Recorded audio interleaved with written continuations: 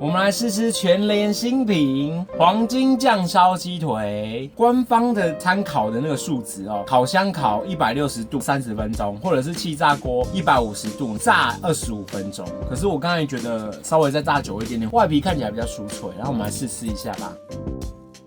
好多汁哦，它没有很干耶，真的蛮多汁的。